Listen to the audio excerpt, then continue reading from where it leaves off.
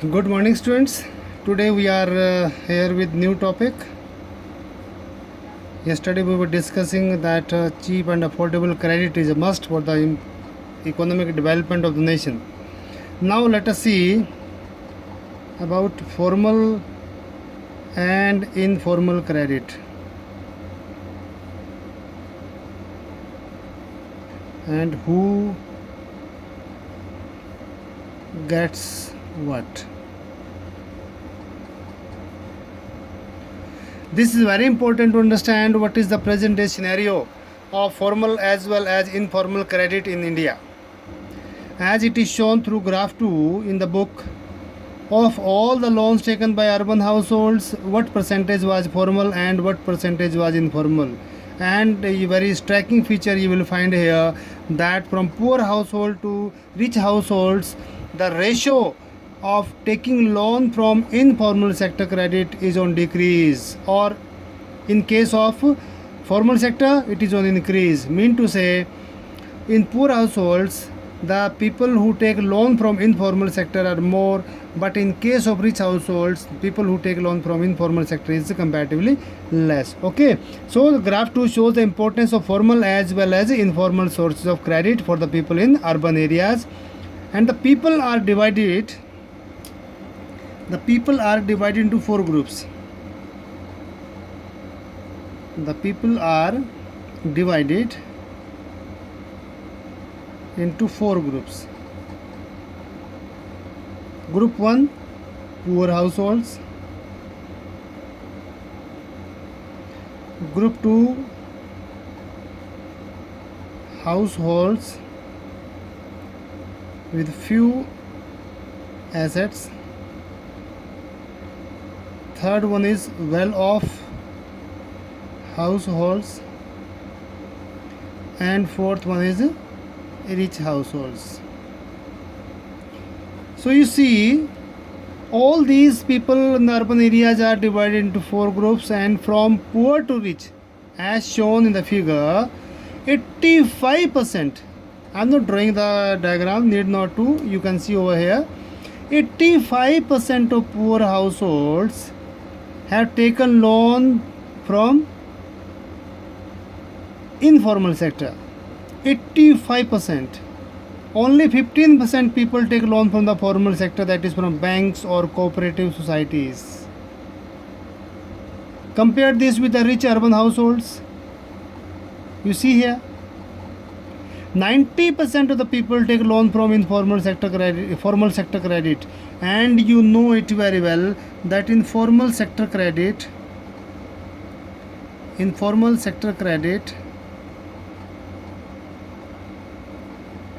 interest rate is very low.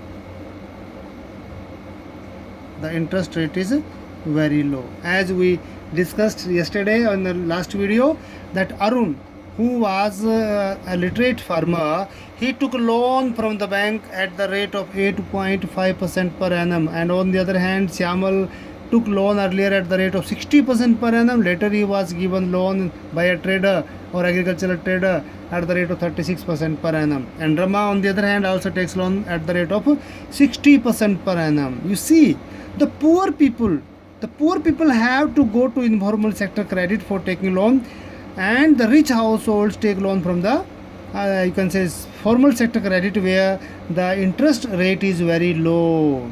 A similar pattern is also found in rural areas.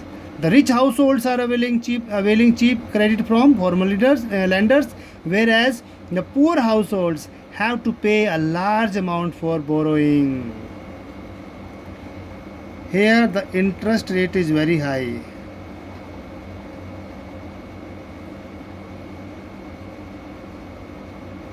For example, if this person takes a loan of 1 lakh rupees, after 1 year,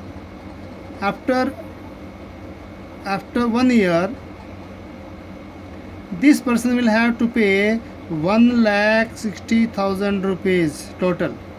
And here, in case of rich household, if he or she takes loan for 1 lakh at the rate of 8.5% per annum, 8.5% per annum or 9% per annum, they will have to pay 1,08,500 rupees. 1,08,500 rupees. See the difference. A person who is already poor will have to pay 1,60,000 rupees, and the person who is already rich, he will have to pay 1,08,500 rupees. This is the difference. What does this show? What does this show? It clearly shows, number one, let me change the page.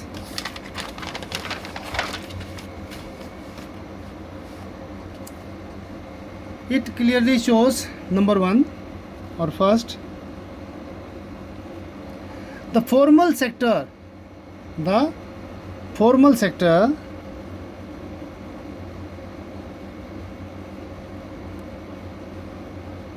still meet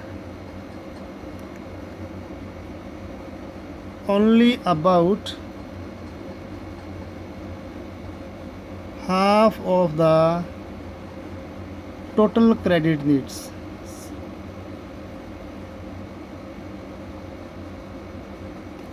Only half of the total credit needs, especially of the rural people.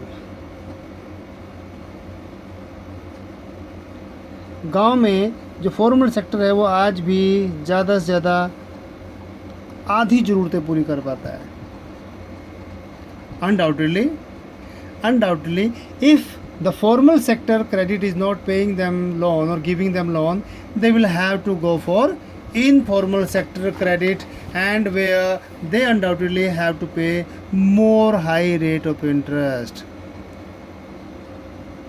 As we have discussed earlier also, in case of Swapna, ultimately she has to sell a part of her land to get the loan amount settled. She did not have any other option because she was caught in the debt trap. So it means, what should be done? It is necessary that the banks and cooperatives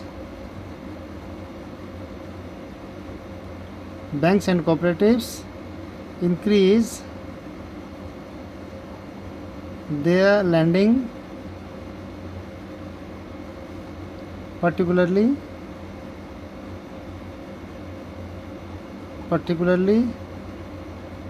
in the rural areas.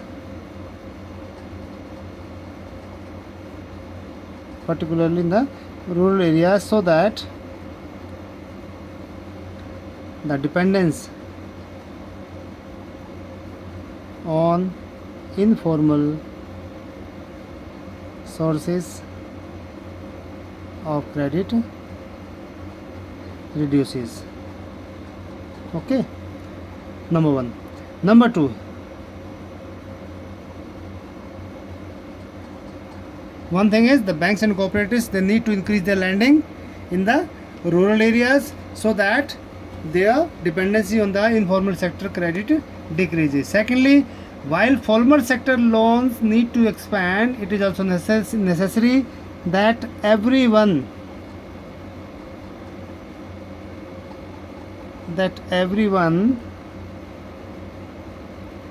must receive the loans from banks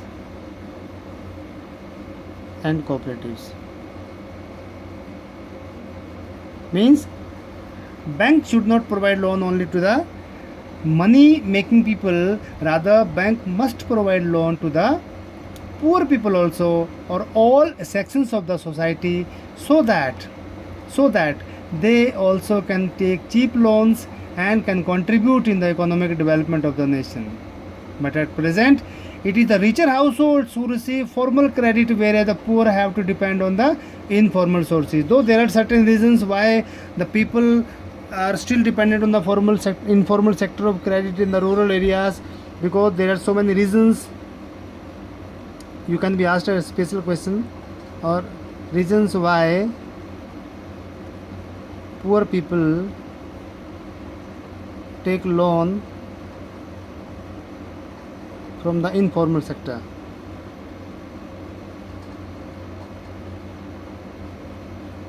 informal sector credit. Number 1,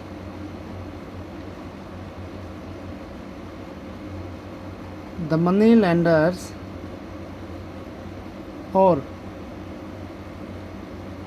zamindars know them personally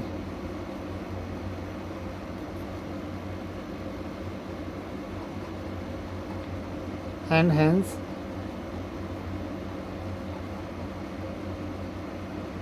get ready to give them loan.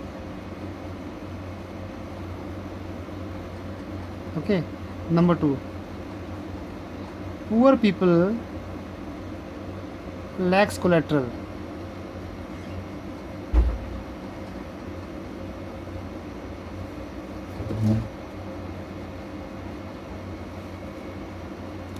They lacks collateral. They do not have collateral.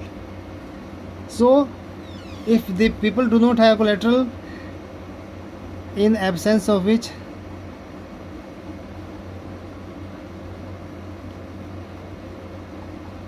banks don't give or extend them loans. Okay. Number 3, as money lenders, और भी कुछ चीज़ में डाल सकते हैं, people are poor and illiterate, so can't understand the functions of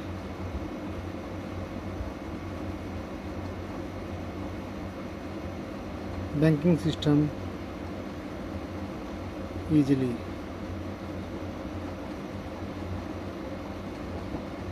They even can't fill the form themselves. ठीक है, गरीब है, illiterate है, that's why they do not understand what are functioning of the banks, and even they can't fill up the forms also. So it is not possible for them to take loan from the banks in that situation.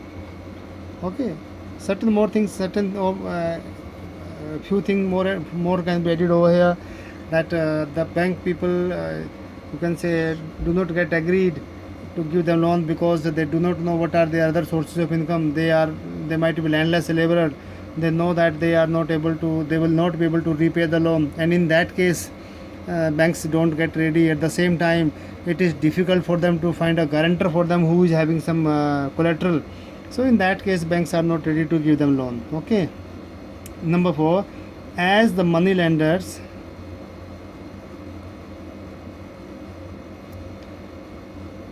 know them personally,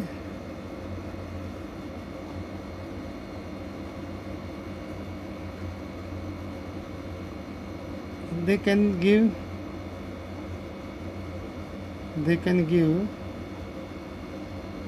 fresh a loan even if